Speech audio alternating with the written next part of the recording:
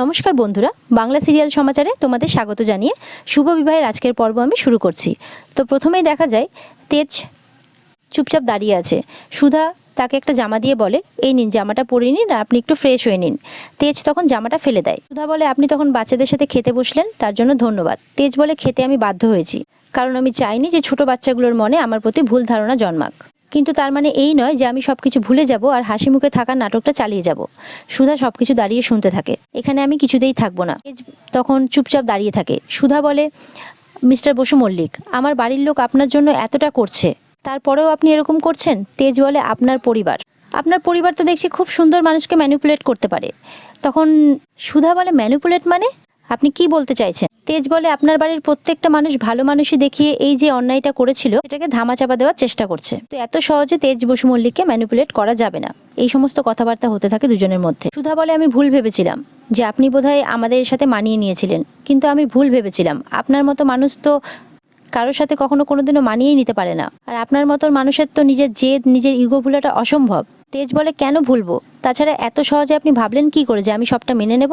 এদিকে কাতলা তেজের বিরুদ্ধে ষড়যন্ত্র করতে থাকে। বলে যে একবার নয় দুবার ও আমাদের গায়ে হাত দিয়েছে, আমাদের সম্মান নষ্ট করেছে, ওকে চিপকে চামচিককে বানিয়ে দেব, তখন ঠেলা বুঝবে।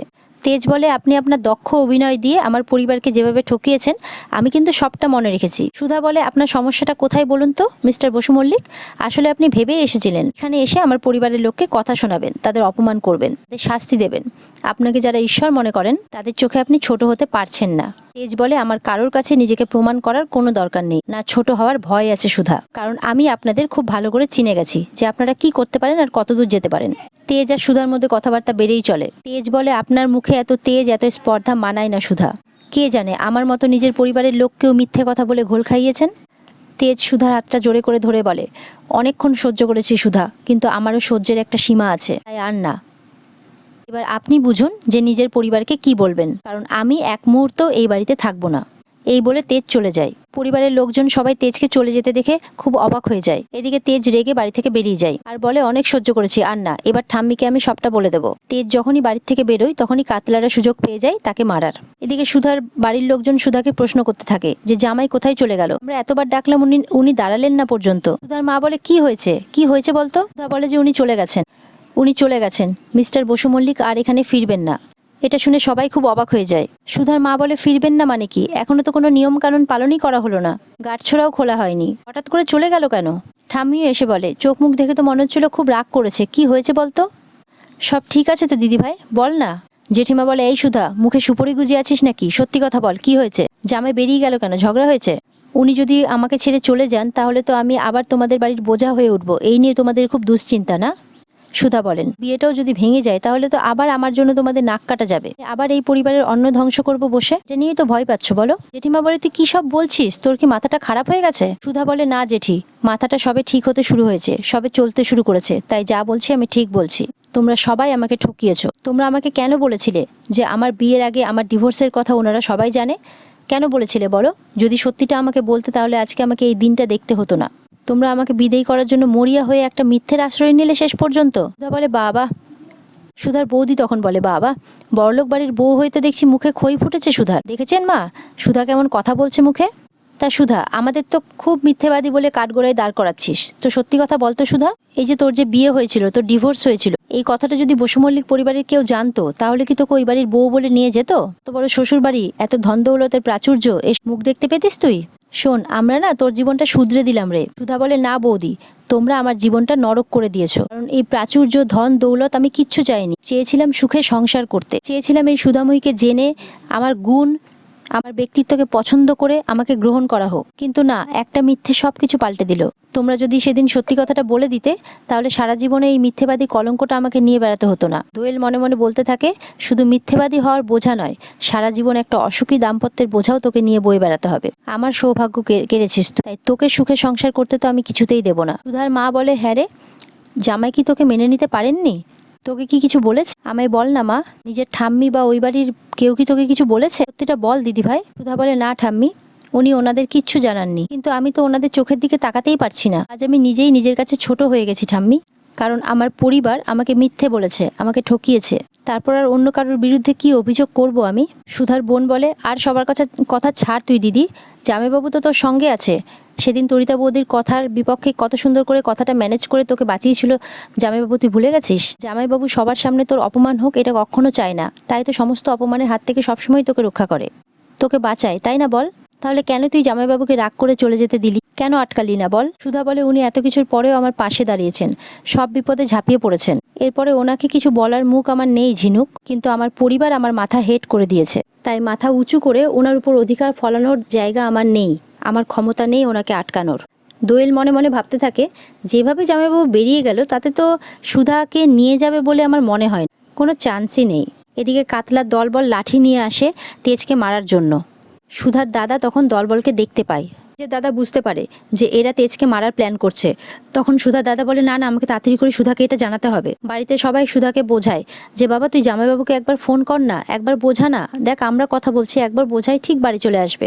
সুধা কিছুতেই রাজি হয় না। তেজের দাদা সুধার দাদা আর কি সুধাকে ফোন করে সবটা জানায় যে তেজের খুব বিপদ, তোরা কিন্তু বাড়ির সদর দরজা বন্ধ করে দে, তেজকে মারার জন্য কাতলার সমস্ত দলবল নিয়ে একসাথে হয়েছে। সুধা সবটা শুনে ভয় পেয়ে যায়। এদিকে তেজ যেতে থাকলে আশেপাশের লোকজন অনেক কথা বলতে থাকে যে ডিভোর্সি মেয়েকে এবার তাহলে সত্যি সত্যি তার বর ছেড়ে চলে যাচ্ছে। হ্যাঁ, মা বাবা কেমন মিথ্যা কথা বলে বিয়ে দিয়েছে, এই সমস্ত কথা বলতে থাকে।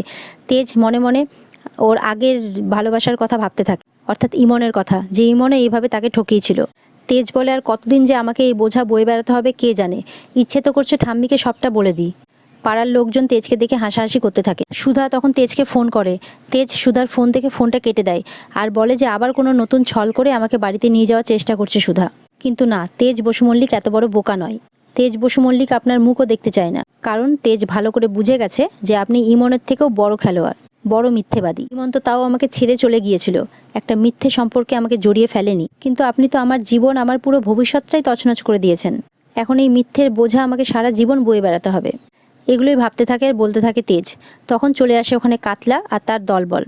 সুধা সমানে ফোন করতে থাকে, কিন্তু কিছুতেই ফোনে পায় না। মা বলে, কি হয়েছে মা, আমাদের বল না, কে কি বললো? সুধা বলে, আমি তোমাকে সব বলবো মা, বিচ্ছু কোথায় গেছে? সুধা তখন কাউকে কিছু না বলে দৌড়ে বেরিয়ে যায়। সুধার বোন বলে, নিশ্চয়ই কোনো বিপদ হয়েছে মা। ঝিনুক তখন যেতে গেলে ঠাম্মি আটকায়, বলে, দাঁড়া ঝিনুক, আজ সুধাই পারবে জামাইবাবুকে নিয়ে আসতে। তেজ এদিকে কাতলাদের বলে, রাস্তা আটকাচ্ছ কেন, কি চাই তোমাদের? কাতলা বলে, চাই তো অনেক কিছুই, কিন্তু এবার সেটা চেয়ে নয়, কাতলার যেটা দরকার হয় কাতলা সেটা ছিনিয়ে নেয়। সকালে চর মেরেছিলেন না জামাইবাবু, এবার সেটা জবাব দিতে এসেছি। সব অপমানের বদলা না এবার সুদে আসলে নিয়ে নেব। আপনি বড়লোক বলে আপনার হেব্বি দিমাগ, তাই না? পয়সা আছে বলে আপনি যা খুশি তাই করতে পারেন, কাতলার কাছ থেকে সুধাকে কেড়েও নিতে পারেন। তেজ ওদের দিকে তাকিয়ে থাকে।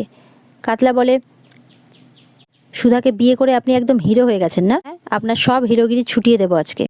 তখন সিটি মারলেই সমস্ত গুন্ডারা লাঠি হাতে করে নিয়ে বেরিয়ে চলে আসে তেজকে মারার জন্য। তেজ দেখতে থাকে। এদিকে সুধা দৌড়ে আসতে থাকে রাস্তা দিয়ে তেজকে বাঁচানোর জন্য, আর মনে মনে বলে দৌড়াতে দৌড়াতে যে ওনার গাড়ি তো রাস্তায় দেখলাম, তার মানে উনি গাড়ি নিয়ে যাননি, বড় রাস্তায় তো ওনাকে দেখতেও পেলাম না, তাহলে উনি কি এদিকে আসেননি, কোথায় গেলেন তাহলে? এদিকে তেজকে ওরা মারতে চাইলে তেজই উল্টো ওদেরকে মারতে থাকে।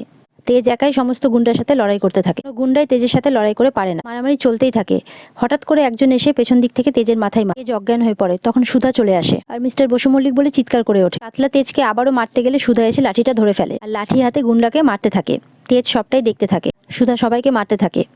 এদিকে কাতলা হাতে করে একটা পাথর নিয়ে তেজকে মারতে গেলে সুধা তার সামনে চলে আসে আর বলে, না কাতলাদা, তুমি ওনার কোনো ক্ষতি করতে পারো না, তার আগে তোমায় আমায় মারতে হবে। বলে, কি করছেন সুধা, আপনি সরে যান। সুধা বলে, না, আমি আপনার কোনো ক্ষতি হতে দেবো না, কোথাও যাবো না। কি হলো কাতলাদা, দাঁড়িয়ে আছো কেন? মারো মারো আমায়, আজ আমায় মেরে ফেলে সব সমস্যার সমাধান করে দাও। কাতলা বলে, এখান থেকে সরে যাও সুধা, আমি কিন্তু তোমাকে শেষবারের মতো বলছি। বলে, বললাম তো সবার আগে আমাকে মারতে হবে। তখন সুধাকে মারতে পারে না, পাথরটা ফেলে দেয় আর বলে, তুমি যা করেছো খুব ভুল করেছো সুধা, তুমি আমাকে ঠকিয়েছো, বাদ দিয়ে তুমি ওই লোকটাকে বিয়ে করেছো শুধু আমার। আর এই কথা বলতেই সুধা তার গালে এক চড় মারে, বলে, মেয়েদের সিঁদুরের ক্ষমতা তুমি জানো না কাতলা, মিস্টার বসু মল্লিকের সাথে আমার অগ্নি সাক্ষী করে বিয়ে হয়েছে, আর আমি থাকতে মিস্টার বসু মল্লিকের কোনো ক্ষতি হতে আমি দেব না, সরে যাও এখান থেকে। ওনার সাথে তোমরা যা করেছো তার শাস্তি তোমরা সবাই পাবে।